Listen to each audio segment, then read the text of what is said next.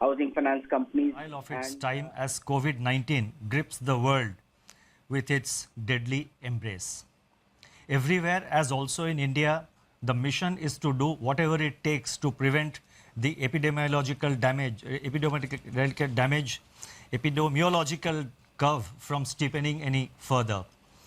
In this kind of an environment, the Reserve Bank of India has been very proactive and has been monitoring the situation very closely. The evolving situation is being monitored very closely, and you would have noticed that from time to time, almost every second day or third day, the Reserve Bank is coming out with certain announcements. Now, in this kind of environment, I thought it was necessary that I speak to a wider audience and convey the resolve of the Reserve Bank of India, our approach and how we are going forward. Today, I propose to make certain announcements, and the statement is a bit long, as I said last time, because I have tried to make it as self-explanatory as possible, and so that there is adequate clarity, and since we are not able to hold a press conference, the meaning and the details are conveyed to the maximum extent possible. So as I just said, everywhere, as also in India, the mission is to do whatever it takes to prevent the epidemiological curve from steepening any further. Human spirit is ignited by the resolve to overcome the pandemic. It is during our darkest moments that we must focus on the light. As Mahatma Gandhi said in his famous address at Kingsley Hall, London, in October 1931, and I quote Mahatma Gandhi, "In the midst of death, life persists. In the midst of untruth, truth persists. In the midst of darkness, light persists." Before I begin, I wish to place on record our gratitude to all the functionaries and personnel in the government, the private sector, banks and other financial institutions who risk their lives on a daily basis by going to work or by working from home to fight the pandemic by keeping essential services fully operational. Our deepest appreciation goes out to doctors, healthcare and medical staff, police and law enforcement agencies who are at the front line. In the RBI, I would like to specially commend and thank our team of 150 officers, staff and service providers who are in quarantine away from their families and are at work 24/7 to keep essential services such as currency installation, retail and wholesale payments and settlement systems, reserve management, financial markets, liquidity management, financial regulation and supervision, and a host of other services available so that the nation may survive COVID-19. Banks and financial institutions have risen to the occasion and have ensured normal functioning. Their efforts are praiseworthy. I would like to thank my colleagues in the Reserve Bank of India who set aside personal health concerns and joined me in fashioning the array of measures taken by the RBI in the context of COVID-19. I also thank our teams for their intellectual support, analytical work and logistical arrangements. I would first like to highlight or give our assessment of the current economic situation. Since March 27, 2020, when I spoke to you last, the macroeconomic and financial landscape has deteriorated precipitously in some areas, but light still shines through bravely in some others. On April 14, the IMF released its global growth projections, revealing that in 2020, global economy is expected to plunge into the worst recession since the Great Depression, far worse than what had happened during the global financial crisis. The IMF's economic counselor has named it the Great Lockdown, estimating the cumulative loss to global GDP over 2020 and 21 at around $9 trillion, which is greater than the economies of Japan and Germany combined. Within this downturn, the projections are replete with even sharper declines in output in various countries. India is among the handful of countries that is projected to cling on somewhat tenuously to positive growth at 1.9%. In fact, this is the highest growth rate among the G20 economies as estimated by the IMF. The World Trade Organization sees world merchandise trade contracting by as much as 13 to 32%. I repeat, 13 to 32% in 2020. Global financial markets remain volatile and emerging market economies are grappling with capital flows and volatile exchange rates. Crude oil prices remain in a state of flux despite the agreement on production cuts by OPEC plus countries. For 2021, the IMF projects sizable V-shaped recoveries, close to 9 percentage points for the global GDP. India is expected to post a sharp turnaround and resume its pre-COVID, pre-slowdown trajectory by growing at 7.4% in 2021-22.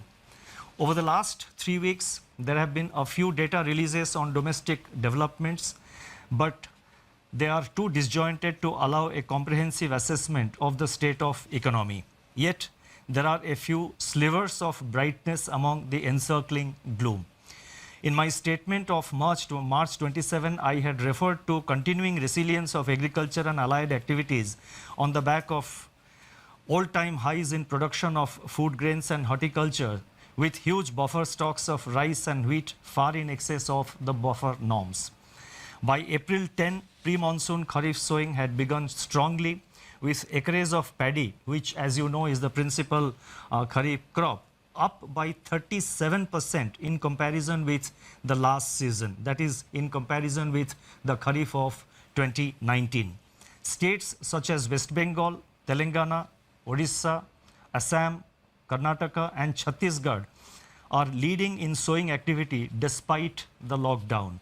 On April 15, the India Meteorological Department IMD forecast a normal southwest monsoon for 2020 season, with rainfall expected to be 100% of the long period average.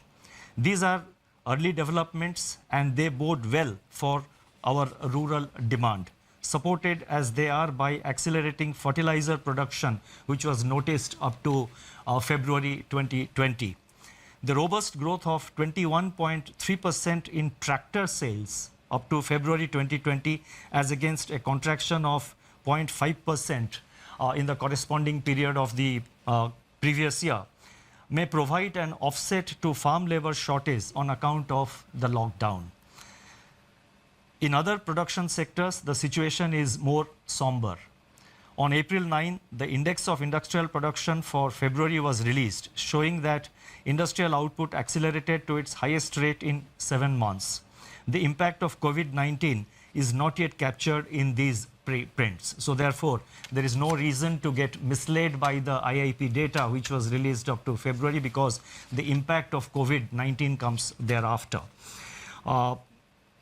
More tellingly, however, the revival in electricity generation, a coincident indicator of demand that had commenced from January 2020, has been halted by a sharp fall in daily demand in the range of 25 to 30% after the lockdown announcement on March 25th. Automobile production and sales, port freight traffic declined sharply in March, as recently released data indicates. The Manufacturing Purchasing Managers Index, that is PMI for March 2020, which was released on April 2, was the lowest in last 4 months. Notably, suppliers' delivery time lengthened for the first time in 5 months, indicating supply disruptions. The April 6 release showed that services PMI declined into contraction in March 2020, pulled down by a sharp downturn in export business, new domestic orders and employment. In the external sector, the contraction in exports in March 2020 at minus 34.6% has turned out to be much more severe than during the global financial crisis. However, amidst all this, the level of foreign exchange reserves which we have continue to be robust at US dollar 476.5 billion on April 10th, equivalent to 11.8 months of imports. Turning to the status of banking operations since the nationwide lockdown was imposed by the Government of India, The RBI has taken a number of steps to ensure normal business functioning by the entire banking sector. As a result, payment infrastructure is running seamlessly. Banks have been required to put in place business continuity plans to operate from their disaster recovery sites and or to identify alternate locations for critical operations so that there is no disruption in customer services. Our data show that there was no downtime of internet or mobile banking. On an average, ATM operations stood at 91% of the full capacity. The average availability of business correspondents is over 80%. Regional offices of RBI have supplied fresh currency of rupees 1,20,000 crores from March 1 till April 14th to currency chests across the country to meet increased demand for currency in the wake of COVID-19 pandemic.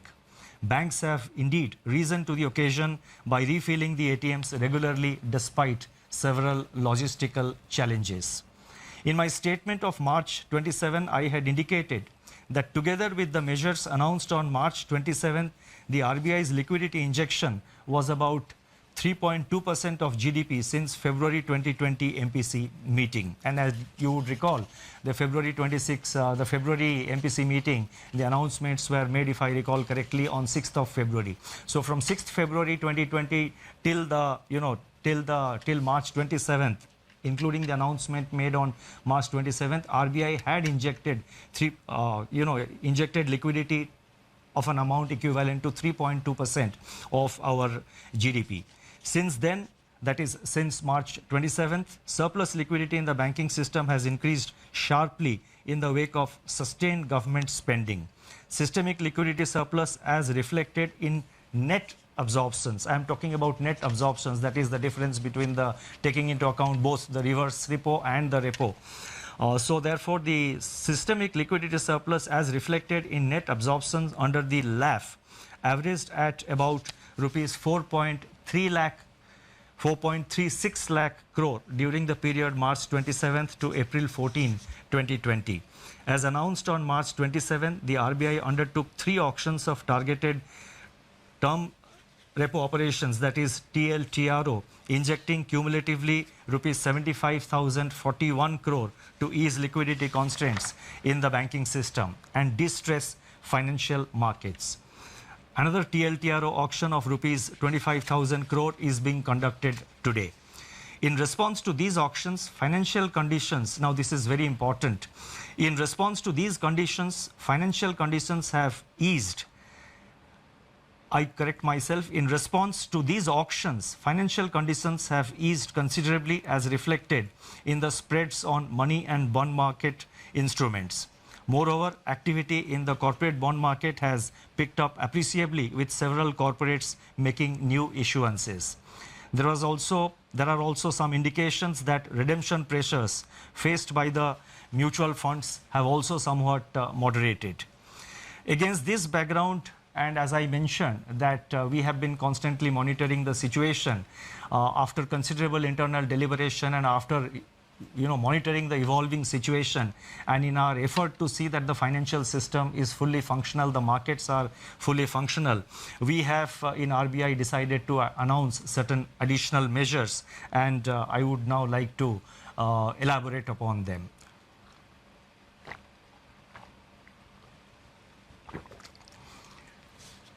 Against this backdrop and based on our continuing assessment of the macroeconomic situation and financial market conditions, we propose to take further measures with the following objectives. 1, to maintain adequate liquidity in the system and its constituents in the face of COVID-19 related dislocations. 2, facilitate and incentivize bank credit flows. 3, ease the financial stress. And 4, enable the formal functioning of markets. The first set of measures relate to liquidity management. The RBI has moved in a calibrated fashion to ensure conducive financial conditions and normalcy in the functioning of financial markets and institutions. The initial efforts to provide adequate system-level liquidity are reflected in sizable net absorptions under the reverse repo operations. With this achieved, the RBI has undertaken measures to target liquidity provision to sectors and entities which are experiencing liquidity constraints and or hindrances to market access. That is, they have a difficulty in accessing the market, and they have the difficulty of having adequate liquidity with them. LTROs, that is long-term repo operations, which we have undertaken. So these were meant to ensure adequate liquidity at longer end of the curve, longer end of the yield curve. Exemptions from the cash reserve ratio for equivalent incremental credit disbursed by banks as loans in certain select areas and targeted LTROs or TLTROs fall in this category. In this category or in this class and sector specific measures. It is observed that deployment of TLTRO funds so far has largely been to bonds issued by public sector entities and large corporates, especially in primary issuances. The disruptions caused by COVID-19 have, however, more severely impacted small and mid-sized corporates, including NBFCs and MFIs, in terms of their access to liquidity. So we have therefore decided to undertake what we call TLTRO operations 2, that is TLTRO 2.0. Accordingly, it has been decided to conduct targeted long-term repo operations TLTRO 2.0 for an aggregate amount of rupees 50,000 crore to begin with. Please mark my words, rupees 50,000 crore to begin with in tranches of appropriate sizes. Based on our assessment of the evolving situation and based on the pattern of utilization of this 50,000 crore by the market and in the market, it is always open for RBI to step up this amount beyond 50,000 crores as per requirement or as may be necessary to see that various segments of the market, various segments of the MFIs, the NBFCs and other institutions in terms of liquidity, they remain well lubricated. The funds availed by the banks under TLTRO 2.0 should be invested in investment grade bonds, commercial paper and non-convertible debentures of NBFCs with at least 50% of the total amount availed going to small and mid-sized NBFCs and MFIs. So therefore, the emphasis will be to see that there is adequate flow to the mid-size and the small NBFCs as well as to the MFIs. The guidelines in this regard will spell out the relevant details. These investments have to be made within 1 month of the availment of liquidity from RBI, as in the case of the earlier TLTRO auctions, which have been conducted so far. Investments made by banks under this facility will be classified as held to maturity, HTM, even in excess of 25% of total investment permitted to be included in HTM portfolio. Exposures under this facility are also not to be reckoned under the large exposure framework. And the notification for TLTRO 2.0 auction will be issued today. The next announcement relates to refinancing facilities for all India financial institutions like NABARD, SIDBI and the National Housing Bank. All India financial institutions such as NABARD, SIDBI and National Housing Bank play an important role in meeting the long-term funding requirements of agriculture and the rural sector, small industries, housing finance companies, MFIs and NBFCs. These All India financial institutions normally raise resources from the market through specified instruments which are allowed by the Reserve Bank of India, in addition to, of course, relying on their own resources. In view of the tightening of financial conditions in the wake of COVID-19 pandemic, these institutions are today facing difficulties in raising resources from the market. Accordingly, it has been decided to provide special refinance facilities for a total amount of rupees 50,000 crores to NABARD, SIDBI and NHB to enable them to meet sectoral credit needs. This will comprise of rupees 25,000 crore to NABARD for refinancing regional rural banks, that is RRBs and cooperative banks and microfinancial institutions. Rupees 15,000 crore will flow to SIDBI for on-lending and refinancing. And as you know, SIDBI will be lending this money to, by way of providing refinance to scheduled commercial banks as well as to other financial entities, NBFCs, MFIs, etc., who sanction loans to the MSME segment of the economy.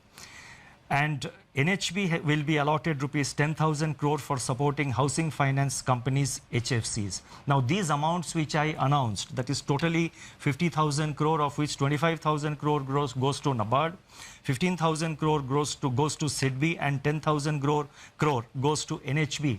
These amounts have been determined and decided in consultation with these institutions. Should there be additional requirement by these institutions, and again, depending on and based on the actual utilization of resources provided, funds provided by the liquidity provided by the RBI, if there is a further requirement, the RBI will assess the situation, review it, and take further measures to step up this level of liquidity support. Advances under this facility will be charged at RBI's policy repo rate at the time of availment. So these institutions get it today as per the repo rate, which is 4.4%. So therefore, this will enable these institutions to provide the refinance at an affordable rate, at a reasonable rate, when they extend this money to various lending institutions. The next announcement, and this is very important, relates to the LAF, Liquidity Adjustment Facility, and this relates to fixed rate reverse repo rate. That is the reverse repo rate. As I have mentioned earlier, the surplus liquidity in the banking system has risen significantly in the wake of government spending and the various liquidity enhancing measures undertaken by the RBI. On April 15, the amount observed under reverse repo operations was 6.9 lakh crore. Earlier, what I had given about the system liquidity, that was net. That is the difference between the repo and the reverse repo. What I am now saying is one way of flow at the end of every day, how much flows from the system into the RBI through the reverse repo window. That has been in the order of, on April 15th, the RBI absorbed rupees 6.9 lakh crore through the reverse repo window. So that much of surplus was available with the system. Now, in order to encourage the banks to deploy these surplus funds in investments and loans in productive sectors of the economy, it has been decided to reduce the fixed rate reverse repo rate under the liquidity adjustment facility by 25 basis points from 4% to 3.75% with immediate effect. So I repeat, the reverse repo rate is being reduced by 25 basis points from 4% to 3.75%.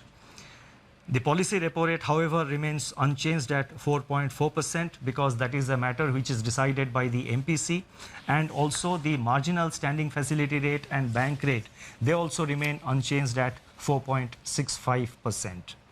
The next announcement relates to ways and means advances for states. On 1st April 2020, RBI had announced an increase in the ways and means advances limit, WMA limit of states by 30%.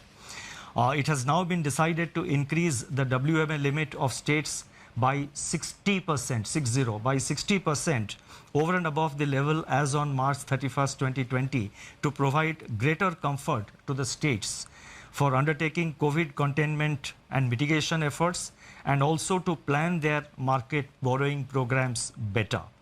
This, we expect, will help the states not to bunch up their borrowing program in the early part of the year, but to space it appropriately as per their requirement.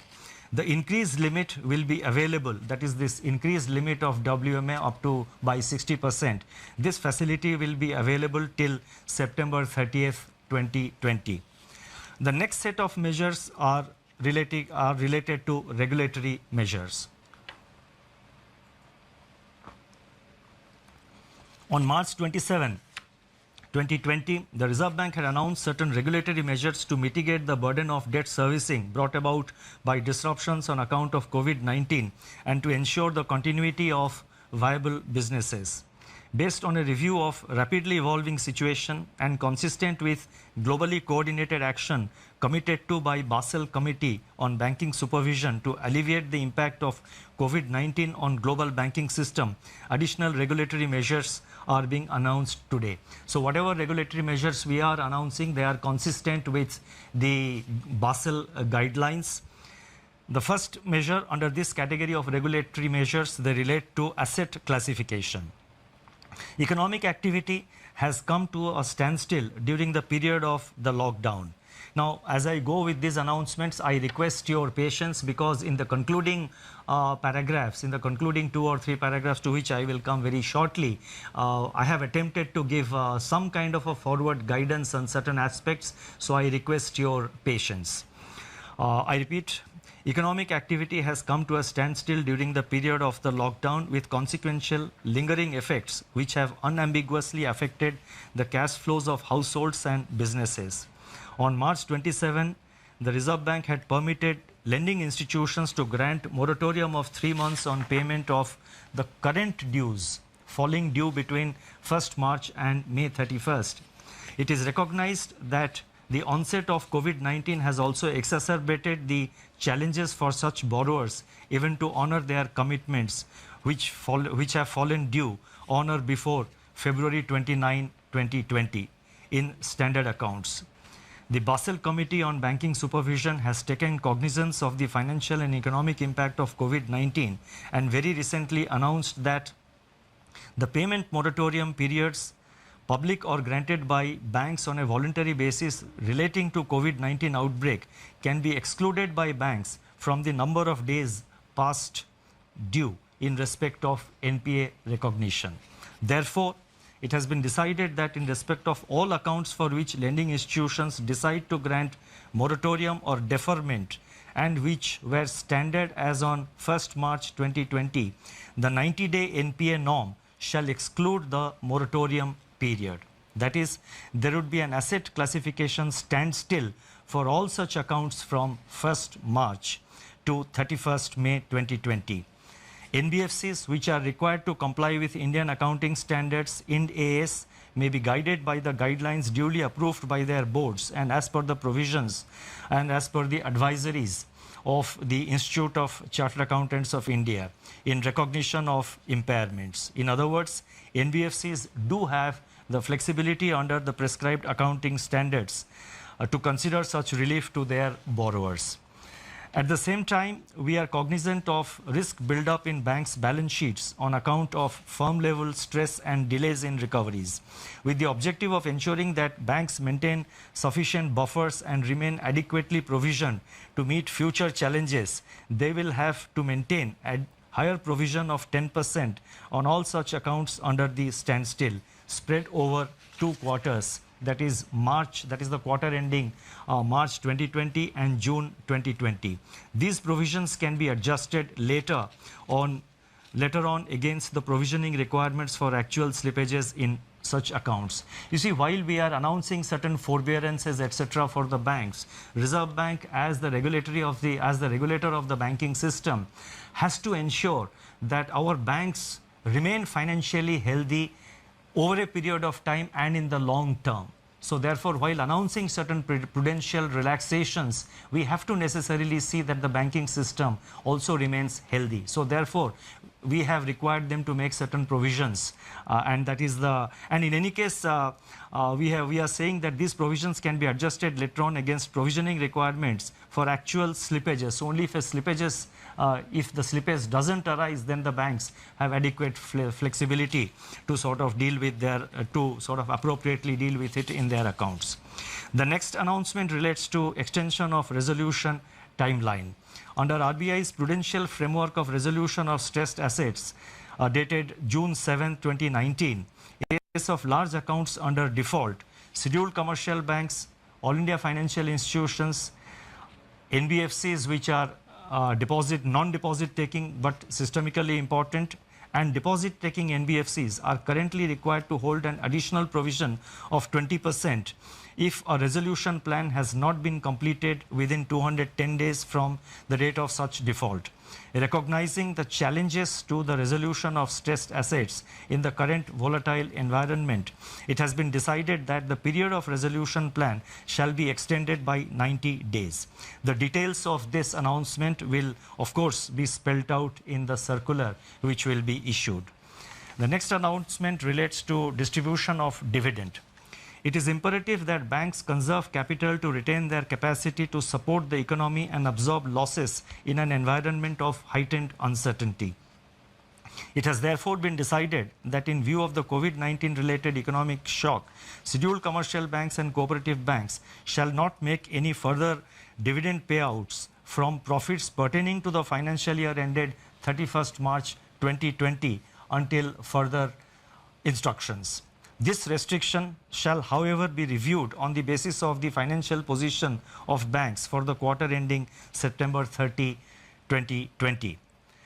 The next announcement relates to LCR, liquidity coverage ratio. The Reserve Bank, and this is this is a norm which has been prescribed for the banks, as you would know. Reserve Bank has been proactively taking measures to address systemic liquidity issues through a slew of monetary and market operations. In order to ease the liquidity position at the level of individual institutions, the LCR requirement for scheduled commercial banks is, we have now decided that the LCR requirement of scheduled commercial banks will be brought down from, it is being brought down from 100% to 80% with immediate effect. I repeat, LCR requirement is being brought down from 100% to 80% with immediate effect. The requirement shall be gradually, however, restored back in two phases, 90% by 1st October 2020 and 100% by 1st April 2021. The next announcement relates to NBFC loans to commercial real estate projects. In terms of extant guidelines for banks, the date for commencement of commercial operations, DCCO, in respect of loans to commercial real estate projects delayed for reasons beyond the control of promoters can be extended by additional 1 year over and above the 1 year extension permitted in the normal course without treating the same as restructuring. And restructuring, as you know, would obviously have implications for asset classification. It has now been decided to extend a similar treatment to loans given by NBFCs to commercial real estate. This will provide relief to NBFCs as well as to the real estate sector. Now, before I go to the concluding remarks, let me mention that the RBI, as I mentioned earlier, is monitoring the situation very closely. We are very vigilant about the developments, and whenever required, we will make necessary announcements. And so therefore, this is not the last of the announcements that we are announcing today to deal with the situation. As the situation warrants, we will be announcing new measures to deal with the challenges. Our effort is always to remain proactive and also to respond to the emerging challenges. Now, let me now move to the concluding portion of my remarks.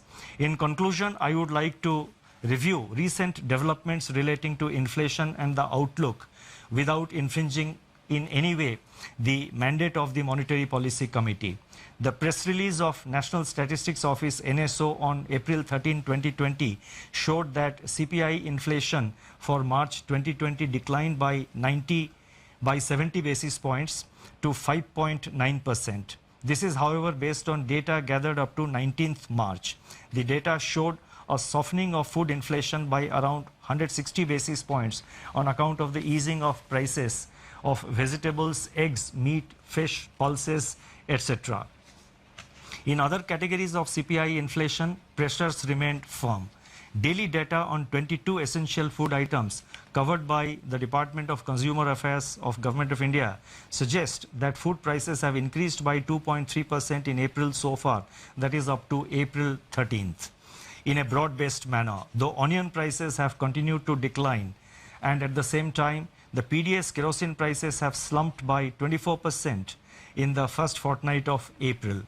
Domestic LPG prices also declined by 8%. These early developments suggest that inflation is on a declining trajectory, having fallen by 170 basis points from its January 2020 peak. In the period ahead, inflation could recede even further, barring of course any supply side disruption shocks, and may even settle well below the target of 4% by the second half of 2021. Such an outlook would make policy space available to address the intensification of risks to growth and financial stability brought about by COVID-19. This space needs to be used effectively and in time. The RBI, as I said earlier, will monitor the evolving situation continuously and use all its instruments to address the daunting challenges posed by the pandemic. The overarching objective is to keep the financial system and financial markets sound, liquid, and smoothly functioning so that finance keeps flowing to all stakeholders, especially the vulnerable and the disadvantaged. Regulatory measures that have been announced so far, including those which are announced today, are dovetailed into the objective of preserving financial stability. Although social distancing separates us, we stand united and resolute. Eventually, we are confident that we shall cure and we shall endure. Thank you very much. Well, that's the RBI governor there, giving out a slew of measures to boost the economy. Here, a slew of measures have been announced. The boosters that he has identified and announced include 90-day NPA norm to exclude the lockdown period. In fact, the RBI governor goes on to give 50,000 crore support to small and mid-size firms. A slew of measures that he announces, including 50,000 crores to NABARD, SIDBI and NBH.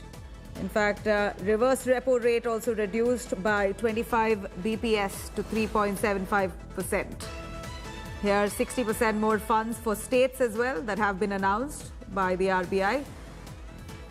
Let's quickly go over to Rajiv Dubey, our business editor, to give us more details on this.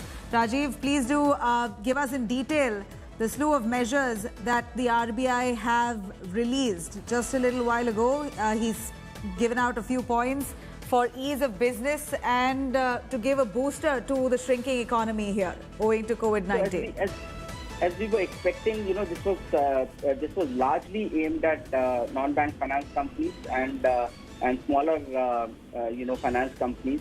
If you look at this, the additional window that has been provided of 50,000 crore to start with to NBFCs and microfinance institutions, basically there was already a 1 lakh crore window, and this is an additional 50,000 crore window. So that makes it 1,50,000 crore for non-bank finance companies, housing finance companies, and microfinance institutions to be able to raise money, raise resources from the banks to be able to meet their liquidity requirements so that they don't go bust. The other the major one is SIDBI, special refinance window of another 50,000 crore to SIDBI, NABARD and National Housing Bank. Again, SIDBI caters to a lot of small and medium enterprises, so that is meant for those kind of companies and those enterprises. NABARD is for the agriculture sector, and National Housing Bank window of 10,000 crore is for the housing sector.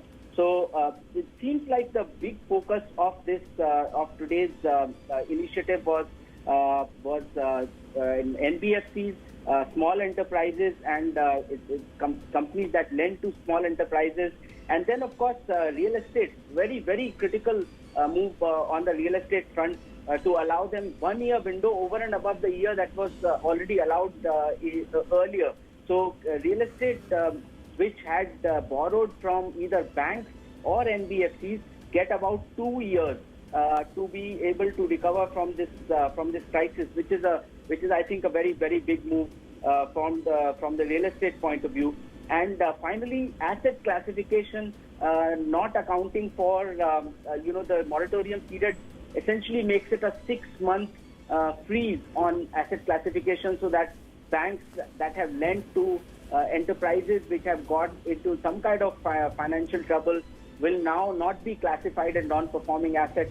So to my mind, the big focus was to ensure that NBFCs are well funded and the companies that they lend to, small enterprises, agriculture sector, are their funding to them continues, and that they don't get into a crisis where their funding stops to either small enterprises or small businesses or to the agriculture sector or to the housing sector.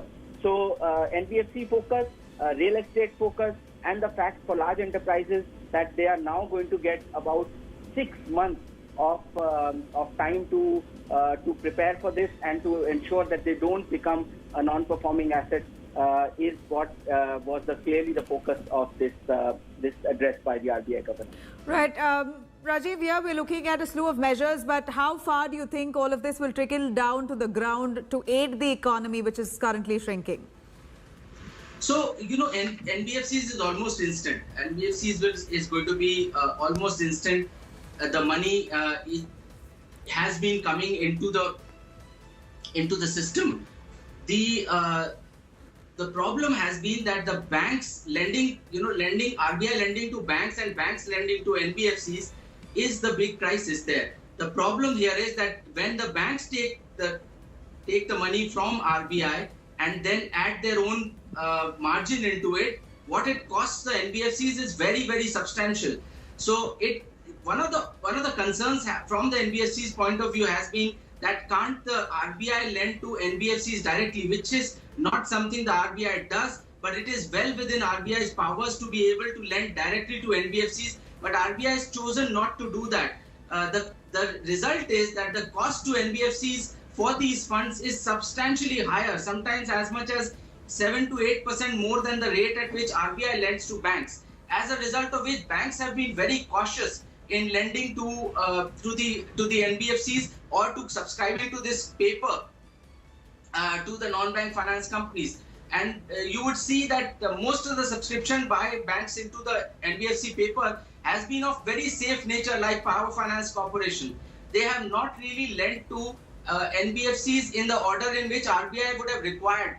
As a result of which, what RBI has said specifically from this, this 50,000 crore the TLTRO 2.0, it is said that 50% of this money has to be given to bonds taken from small NBFCs. So that I think is a big move and a significant move at that.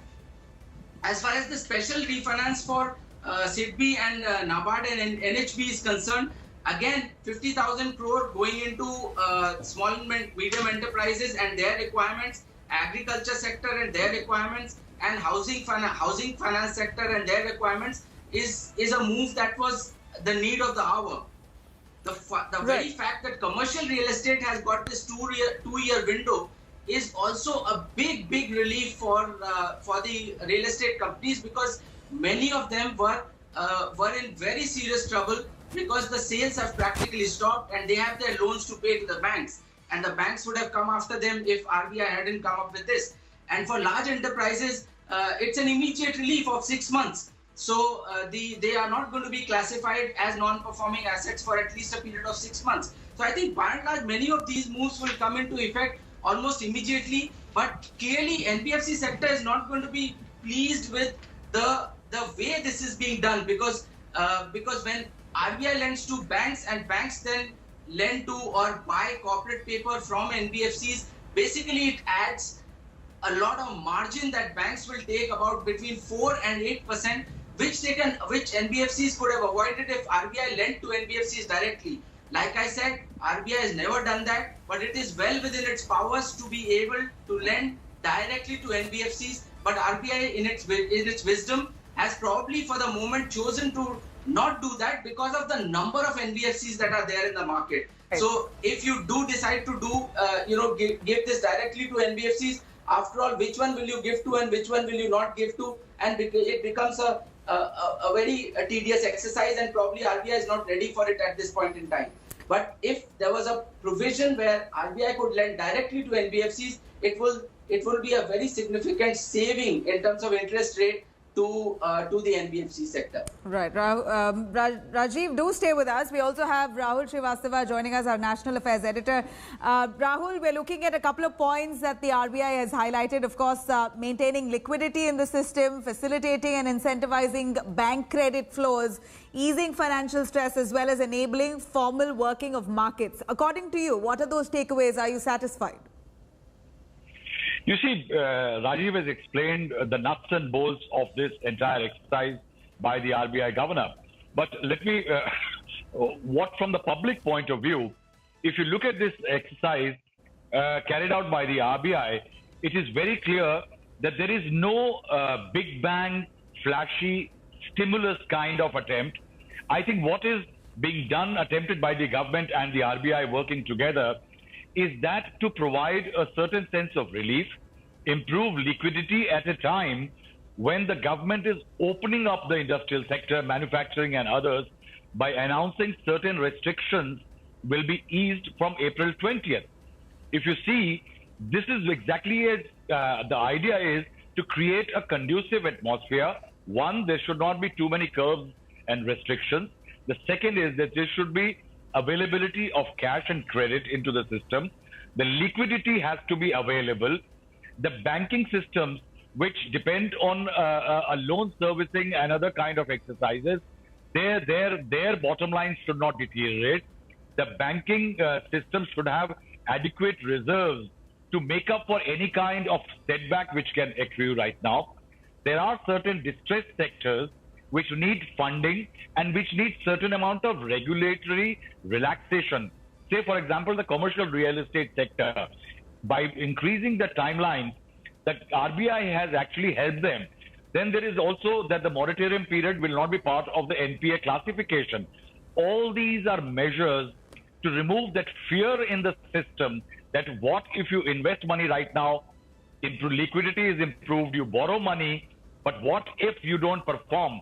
If the money does not create returns, in that scenario, people may not actually come forward and use the credit and liquidity which is being made available. True. Now, since it is available, they will be ready to take certain amount of risk because certain regulatory provisions have also been eased. And that is why I will say it is not a big bang stimulus package, but it is perhaps to help the economy stand on its own feet. It is not a stimulant. Right. Rahul, we do know a slew of measures have been announced. Whether this will trickle down to the ground, only time will tell. Thank you so much, Rahul and Rajiv, for joining us with those updates there. And on that note, it's a wrap on this bulletin. For further news and updates on coronavirus, do log on to indiatoday.in. You can also download the app for more details. Please stay home, stay safe.